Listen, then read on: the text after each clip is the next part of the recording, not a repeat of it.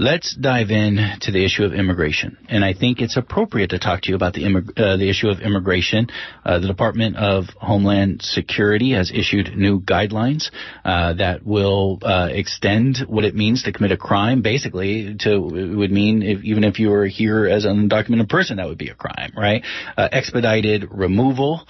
It'll expand that for people who have been here for 2 years or under, which, so some serious questions. I'm sure there'll be some legal challenge concerning people's right to the writ of a habeas corpus. But I think it's very appropriate to talk to you about this, Richard Wolff, in part because this is actually the way Donald Trump formulates it, a part of his economic plan. Yeah, well, the first thing to say is to remind everyone of history. Leaders who suddenly decide that the great economic problem of their era is immigrants, this is as old a ploy in politics as there is. You can find it thousands of years ago, hundreds of years ago, in every corner of the world. Beating up on immigrants who tend to be poor people, driven either by economic essential crisis or by political intolerable conditions. So these are poor, hunted people who search for a way to live. And to turn on them is the sort of cheap political gambit that leaders have endlessly resorted to because it's an easy way out. It distracts people from all the suffering they feel and has someone convenient to blame. Here in the United States, we have had a growing inequality of income for 40 years without interruption. To blame this on immigrants is ridiculous, silly, has no warrant whatsoever. Well, let's get into that, because the argument is that undocumented immigrants who work here lower wages in general. Sure. These are one of these wonderful stories.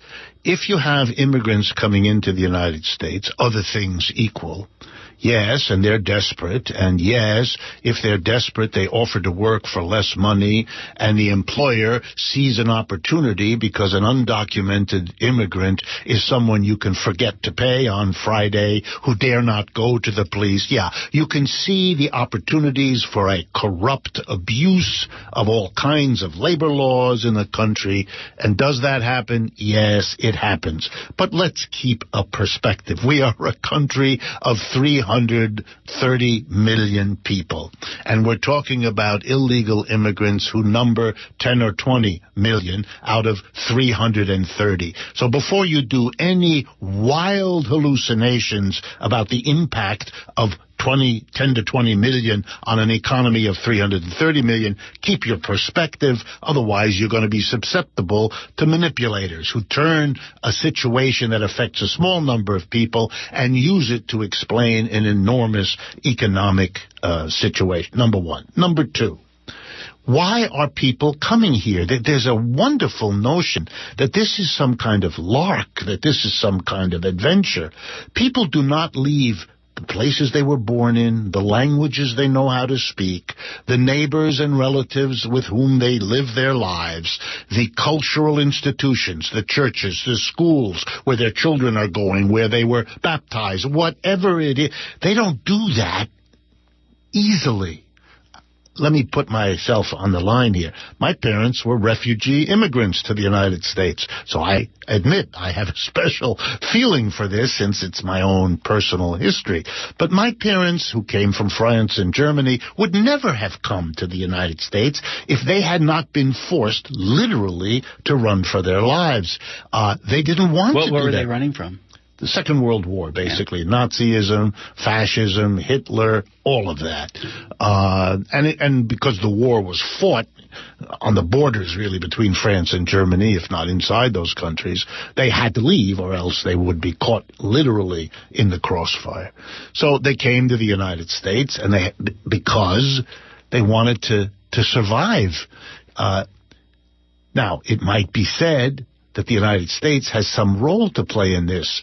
it would be very hard to argue that it wasn't. Most of the people we're talking about now either come from Latin America, that's the overwhelming majority, or now increasingly from other parts of the world. But it's easy to show that the economic development of these other parts of the world has been impacted by the activities of American corporations aided by the American government that turned their local societies into operations to make a great deal of wealth for a very small number of people, producing coffee or sugar or cheap manufactures for delivery to the United States. In other words, the economic and political conditions in those societies are also the result of the United States. We are not some innocent bystander suffering an influx of people whom we have no relationship to until they arrive. That might be a convenient way of understanding it, but it makes no economic or historical sense. So if you have even the smallest sense of compassion, but also of responsibility for all of this, then you see migration for what it is. It's a failure of the system. If capitalism had developed more evenly, shared some of the wealth it was able to produce with the people in Africa, Asia, and Latin America who did a lot of the work. How easy would that be to do that? Is that so easy? I mean, it sounds good. I like it. I'm for it. Well, I'll give you an example. Americans actually already understand this a little bit. Here's a little microcosm. You can go to a place and buy a pound of coffee. Or you can go to another store and buy a pound of something called fair traded coffee. And the whole idea of fair trade is you pay a few pennies more per pound of the coffee, and then you make sure that the guy who grows the coffee in Colombia or wherever it is gets a better price than could be squeezed out of him or her by the normal mechanisms of well, come on, we're able to do that. We could do that across the board. And if we did, and if we also made the effort to say, hey, in your society, the distribution of wealth is so crazy, so unequal, that you're creating misery for masses of people who don't even need to have that misery, and we would be interested in helping you out of the self-interest that we don't want an influx. This wouldn't be that hard to sell to the American people at all. But the effort has to be made. And the effort wasn't made. Let's be real honest. The flow of immigrants to this country is based on the notion I can get a job. And the people who dispense jobs for immigrants in this society are capitalist employers who want that opportunity because those people are cheap to employ. The same logic that led some businesses to go abroad to take advantage of cheap labor leads other businesses who can't go abroad to bring the cheap labor here. If you're growing crops in California, you need cheap labor here. You're not going to export that. That's right. Yeah. And if you need someone to do the dishes in the restaurant and to do all that kind of work that can't be exported, well, then you got to bring the cheap labor here. And hence the argument, though, we got to stop people who are willing to work for that cheap labor from coming here so that those jobs would be available for Americans. Well, that could be an argument, but that only means that you've accepted the notion that we have to persuade businesses to behave in a decent way. The alternative is to say... So we're punishing the worker. That's right. Yeah. Why not say, look, you're the employer. You have a choice to make. You want to employ an immigrant, that's fine, but you can't do it at subhuman conditions. You can't do that, and if you start to do that, we will really intervene and stop. That might mean for the immigrant that they can't come here because they won't hire them, but my guess is they probably would, because they could get still advantages out of the desperation of those folks to make it in a new country, to work very hard, to avoid having to go back to what they came from, etc. But there are always multiple ways of solving a problem.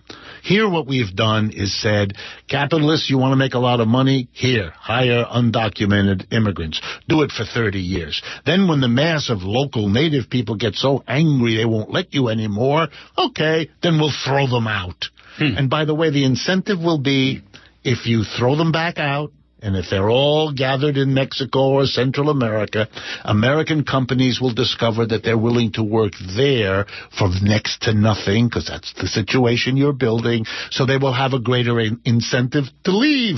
The very thing that we complained about under globalization, companies leaving, is being incentivized by the expulsion of immigrants. And if you shut that off, you say your immigrant can't come here and products produced abroad can't come here, then you're going to create in the United States the need for corporations to hire only domestic Americans. That will drive up the wage. And what does that do in capitalism? It leads to what we call automation. You've created an incentive by rising wages to substitute robots and computers and machines. The problem is the system. Yeah. The worker is going to get the short end of the stick, whether it be by immigration, whether it be by relocating facilities out of the country, or by automating. And until you take this situation in hand and realize it's a system that works this way, all you're going to be doing is going from one way of getting screwed to another. You're not dealing with the system that's screwing you.